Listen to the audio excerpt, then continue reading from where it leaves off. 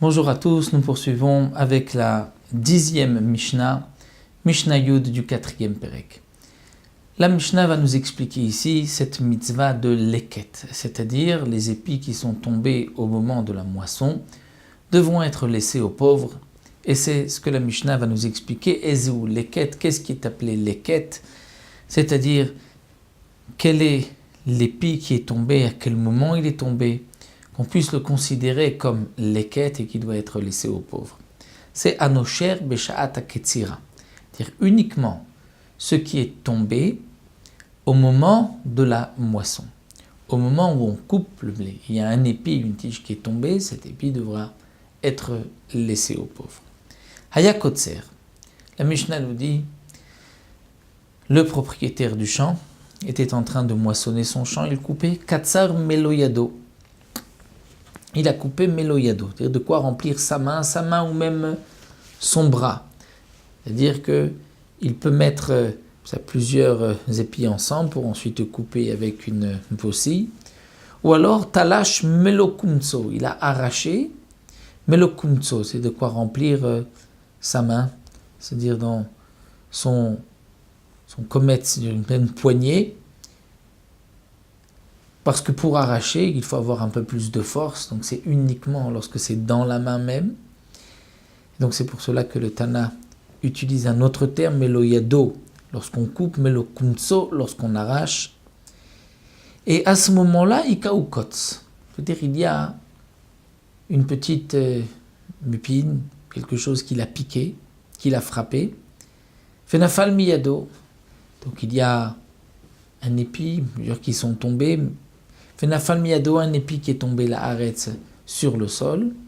Ariou shel balabait. Là, ça ne s'appelle pas du leket, parce que ce n'est pas tombé à cause de la moisson. C'est tombé à cause de quelque chose d'extérieur. Il a été piqué par un pin, un kotz, même par une abeille aussi.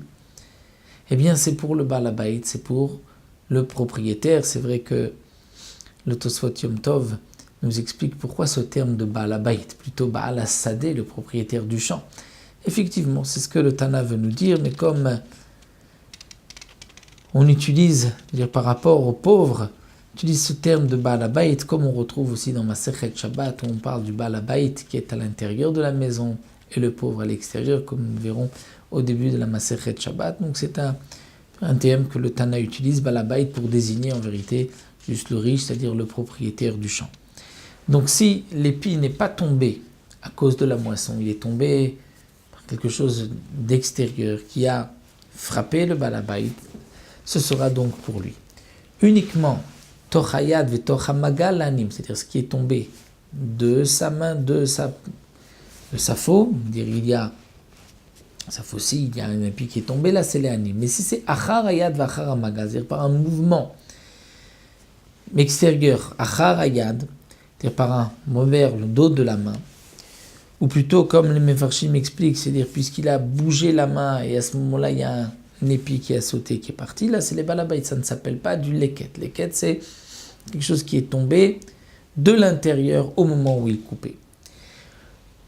La Mishnah poursuit et rapporte ici une marloquette, rosh ayad ve rosh hamagal. Parfois, lorsqu'on attrape dans la main beaucoup d'épis de blé, si on n'arrive pas à fermer, on a mis trop d'épis, on ne peut pas fermer la main, c'est-à-dire que la main ne se referme pas complètement sur elle-même, il y a un espace entre les doigts et il peut y avoir un épi qui n'est pas bien attrapé et qui va tomber. Est-ce que ceci est pour les pauvres ou pour le propriétaire? Marloket, rosh ayad ve rosh hamagal, donc c'est ce qui est entre les doigts. D'après Rabbi Ishmael, c'est l'anim pour les pauvres. D'après Rabbi Akiva, c'est les balabait. Pourquoi pour le balabait? Puisque d'après Rabbi Akiva, ceci ressemble plutôt les achar ayan, dire comme un mouvement extérieur. Pour Rabbi Ishmael, c'est de l'intérieur, donc c'est pour les pauvres. Donc là, la Mishnah nous a expliqué la mitzvah de leket, donc uniquement un épi qui est tombé au moment de la moisson et à cause de la moisson et pas par quelque chose d'étranger, d'extérieur, comme donc nous l'avons vu dans cette Mishnah. Il nous restera une dernière Mishnah pour terminer le Pérec que nous verrons Bezrat Hashem la prochaine fois.